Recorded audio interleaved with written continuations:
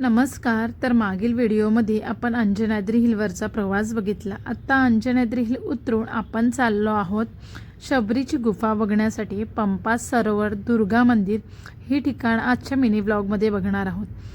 शबरीची गुफा ही रामायणातील गोष्ट प्रत्येकालाच माहीत आहे. आता आपण आहोत किष्किंधा नगरीमध्ये. किष्किंधा नगरी म्हणजे रामायणातील वनराज्य, जिथे आपल्याला हनुमानाचं जन्मस्थानही बघायला मिळालं. तिथूनच थोड्या अंतरावर हे आहे पंपा सरोवर. तर आता आपण पोहोचलो आहोत पंपा सरोवर आणि तुम्ही इथली वानरसेना बघू शकता. अगदी तुफान आहे आणि हे आहे पंपा सरोवर आणि अगदी पंपा सरोवरच्या समोर लागून दुर्गा मंदिर. पण आम्ही आलो तेव्हा दुर्गा मंदिराचं कामकाज चालू होतं आणि अगदी त्याच्या बाजूला तुम्हाला शबरीची गुफा बघायला मिळेल. शबरीची गुफा बघून झाल्यावरती आम्ही निघालो तिथे बाजूला जो जिना आहे त्याने वरती जायला.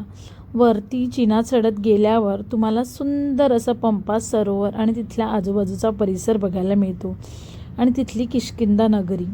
तर इथे वरती जात असताना तुम्हाला माकडं खूप हैराण करतील, कारण आजूबाजूच्या झाडांवर खूप माकडं आहेत. परंतु वरती आल्यावर सुंदर असं पंपा सरोवरचं दर्शन होतं आणि पंपा सरोवर बघून झाल्यावर आम्ही आलो सुग्रीवची गुफा